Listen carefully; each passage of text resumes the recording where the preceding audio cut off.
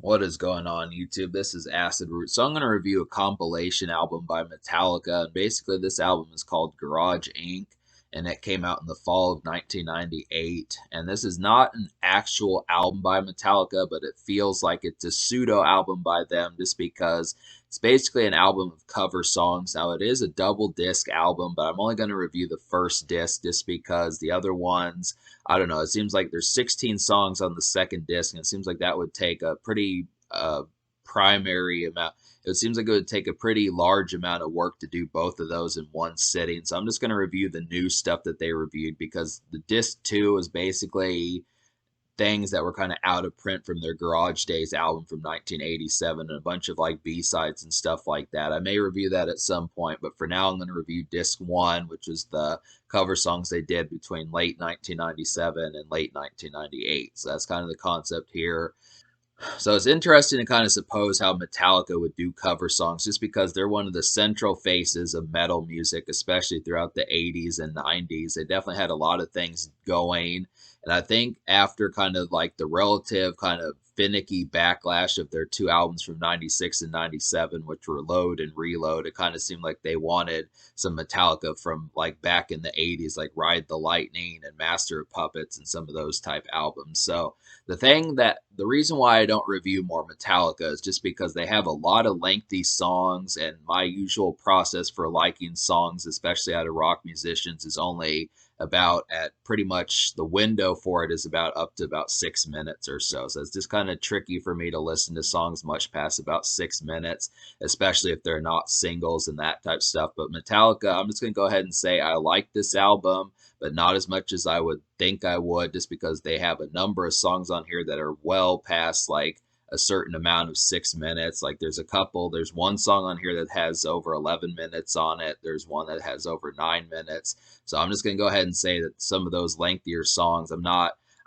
don't want to discredit like albums like And Justice for All and Master of Puppets and Ride the Lightning and some of those, but I just do not like lengthy songs like that. So I just would have to say I do like this album, but I at least like all of the singles that were released from Garage Inc. But I just would have to say it's just kind of, that's always been something that's been kind of dicey with me about Metallica. But I do like them. I reviewed. It's been a while since I've touched base with Metallica. I want to say, if I'm not absolute certain, I would have to say the last time I reviewed them may have been way back in August of 2015 when I reviewed their 1991 album, the Black Album. So I definitely need to touch base with Metallica. I want to review more of their stuff just to kind of see some of these. I do like some of the stuff. I don't know the context of what I would think of some of their albums like Master of Puppets and stuff. I would have to say this is a pretty cogent kind of album in that sense, just because it kind of is relative, it's contemporary, and it just kind of features Metallica kind of on their Black Album edge with just a cover song creep towards it that gives it a lot of veneer just of stuff that just kind of has like a lazy kind of, like the album says, garage kind of feel. Just a lot of basement rock and night venue that's kind of in like a basement or just a pretty heavy venue and that type of stuff. These are perfect tunes for like overnight sessions where you're going to be at a night venue till like 2 or 3 or 4 in the morning. This has good rave energy, and a lot of these cover songs, it feels like Metallica makes them feel like they're their own just because of how well they execute them. I would definitely have to say I don't know many of the artists. A lot of these are from like the 70s and early 80s and that type of stuff. A good assortment of things that I just don't know wholesomely. Some of these are not even like metal, like Bob Seger and some of those, but there are some ones on here that I do like the Metallica. I do like the Metallica rendition of some of these. That's just kind of the concept. So basically, I'm going to go ahead and talk about the singles. So the first single is called Turn the Page, and this is a cover song of the song by Bob Seger from 1973. So that's kind of the concept here. I do like this song. It definitely reminds me of like an arena-like power ballad. It just has a real kind of powerful. I do like Turn the Page. It's kind of an arena-like power ballad, very similar to Nothing Else Matters off their 1991 album. Has some good night energy, and it's just a sprawling kind of arena song. I definitely feel like it just has a lot of like pretty like larger venue kind of energy towards it. I can see this kind of being like a song, but it just feels like this is going to be at a place you're going to listen to this where there's a lot of people. This place is where there's crowds and that type of stuff. Just some more kind of festive energy. This one definitely feels more outdoor based, more so than some of these.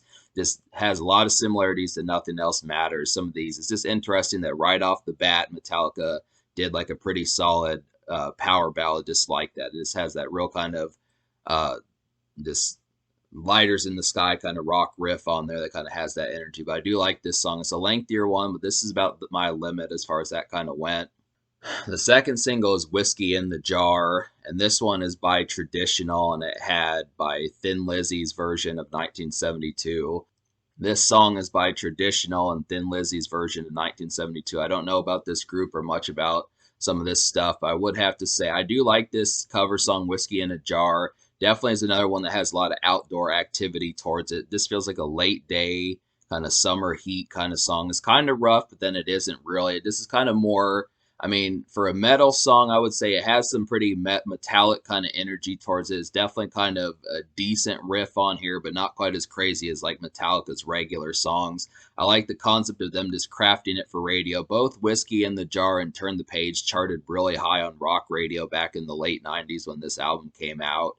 But just to kind of say and stuff that this was just kind of, I mean, it's crafted for the radio. I mean, I think for the most part, unless you really know these lyrics from the early 70s songs from by this point, or from that point 25, 27 years ago, I would have to say that this just feels like a Metallica song. It just has a relatively lazy energy, a little bit like Sad But True, just a kind of more lambent and more relaxed version of Sad But True from their 1991 album, the Black Album, and that type of stuff. I do like the energy of this one. This is probably one of my favorite songs on here. I would have to say this one just has a great electric energy, and this is like the one that got the most popularity on Spotify. So that just goes and says something. This one has a good length. I mean, I know Metallica songs are lengthier, but this one has a good length. This one's more tolerable in my opinion. Not like the songs are bad, but just in terms of like being attentive and stuff. The third single is Die Die My Darling, and this one is a cover of a song by the Misfits from 1984. Now, this one has a really kind of quick energy about it. I do like this one. This has a real excellent kind of pace. This just feels like a murky kind of basement venue kind of song. Definitely campy rock music. It's something that sounds like, like a typical kind of, like wooden door, just kind of thumping, purple lights everywhere, that type of stuff. This really kind of glaring night venue. You've seen some of these rock venues with that kind of night glare kind of energy. Places that feel like a hard rock cafe or motorcycle bars or places like that. Just places where they're going to be like pretty campy rock energy. Places where you'd hear Rob Zombie, a lot of Rob Zombie and White Zombie songs and stuff like that, and AC/DC and some of those type moments. I just would say perfect song that just seems ripped right out of 1993 or 1996 or something. It's interesting to kind of get this one just because I don't recall. I do at least own the album Load, but I don't recall there being songs like this kind of campy kind of production value on Load that much. But I do like the kind of campy energy of Die Die My Darling. It's just a nice one. It has some edginess towards it that I really like. This is a good one to kind of get. And that takes care of the singles. So out of 11 songs in this album, I wound up recommending to you 6 songs. So I'm going to go ahead and recommend those 6. They would be Whiskey in the Jar, It's Electric, Die Die My Darling, Turn the Page, Free Speech for the Dumb, and The More I See. So I'm going to go ahead and talk about this. So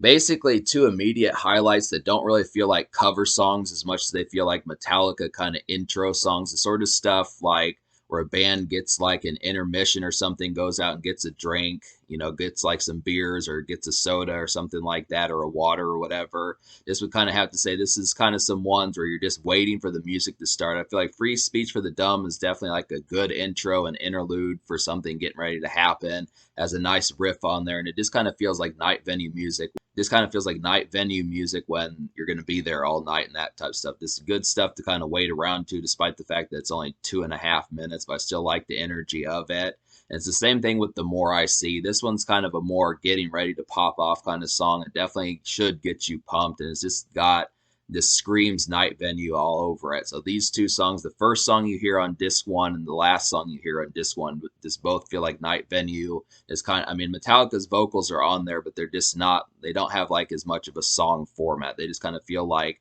interludes with some vocals on there with rock riffs. And I kind of like the concept of it, but these are just really good songs to just kind of get you pumped, kind of get you hype and that type of stuff, and just kind of have a drink in hand, just jiving a little bit, congregating, that type of stuff. And then the only other song I liked on this album, apart from the singles and those two songs, would be It's Electric. And this is another Night Venue cut. Definitely has some rave energy on here, and I really like the chorus. This has a beautiful chorus, probably one of the best choruses on here. If Metallica had had way more songs like this, it would have been great. It's not to say they don't have good choruses, but for the most part, this one's just really kind of melodic. This is one of the most melodic songs, It's Electric, on here, and I just really feel like this has like an extreme kind of Night Venue sense on here. Just great kind of energy about it. So the thing that I drew from this project was just the fact that a lot of this just kind of feels like Night Venue stuff, the sort of stuff on like a night out and just being out and about, and either at an outdoor festival or just playing at a rock venue where you're going to congregate and that type of stuff. Even if you're just going out for drinks and are only going to be there for like 15-20 minutes, it just has like the rave energy where this is not Metallica, but it's just interesting that this kind of Night Venue kind of energy that they have on this album, they don't typically do it on their own albums. That's this kind of thing. This just kind of feels like, hey, you're going out for a weekend and that type of stuff, just gonna kind of congregate in some of that type of stuff. But when I look at an album like Hardwired to Self-Destruct and like Load and some, I haven't listened to a ton of Metallica albums, but just some of those ones, it just kind of feels like they're less kind of, these just kind of feel like more local cuts. I mean, Metallica got to arena music and kind of, 4,000, 5,000 people venues pretty quickly. And that's just kind of thing. They had reached that status by the time they were in the 80s, back in 1984, 85. So a lot of their music is not just kind of like, 50-person night pub or something like that, just those kind of smaller venue. But a lot of this just feels like local, smaller venue, just kind of basement, hole in the wall type places where you're just going to have like a beer mug, talk with a few cats and that type of stuff, a few chicks, something like that. It just kind of has like, it's a lot more kind of like the album title says, garage kind of energy and just more low key about it. And I do miss this style from Metallica, especially considering that they just continued to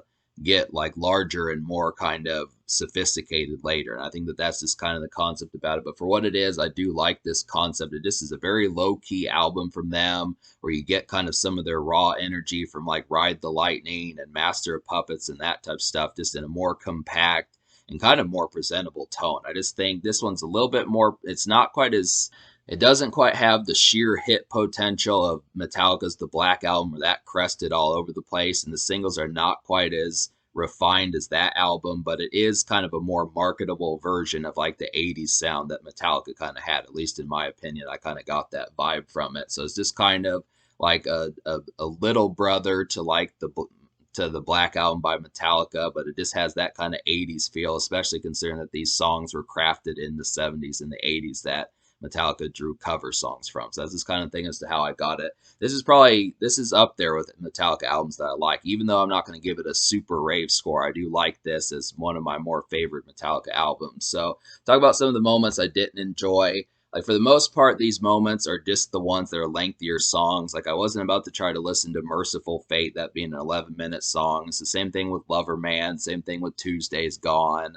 And then I kind of felt that way about Astronomy too. That one was kind of pushing it for me.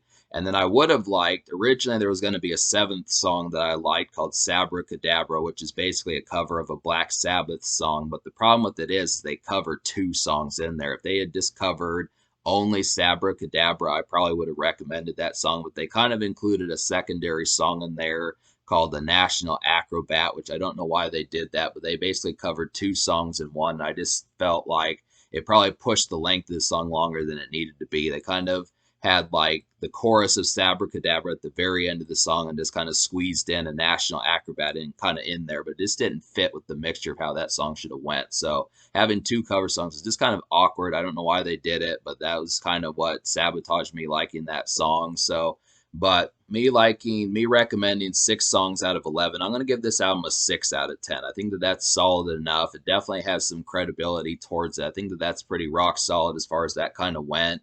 Just mainly the length of this album and kind of, I don't know, it's kind of contemporary, but I feel like it kind of makes Metallica kind of feel like geezers just because the most recent song that they covered was from 1984. So I don't know why they didn't cover any songs from like, I mean, maybe they would have felt like they were showing being too earnest to recent bands, but they really didn't cover anything from before, like the first term of Reagan and that type of stuff way back in 1984. So it's just kind of, you would have thought that there'd be some stuff from like 1988, 1990 even. They just didn't quite pay as much homage to the recent stuff. I just kind of look after it like it's at least interesting to see where Metallica takes influence from in that sort of context. But some of these were just way too much of lengthiness to really take the vestige and the trip as far as wanting to mess with them wholly. So that's this kind of thing. So 6 out of 10. The social score, I'm going to go ahead and give the social score like an 8 out of 10 because a lot of these, even some of the moments, like if you can tolerate like Sabracadabra's length and the fact that there's 2 cover songs in there,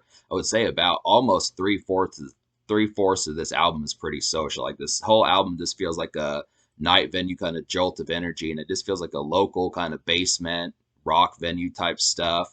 I just would have to say that that's pretty jolting. This has some good stuff on here: arena rock, basement rock. It has arena rock, basement rock, night venue rock.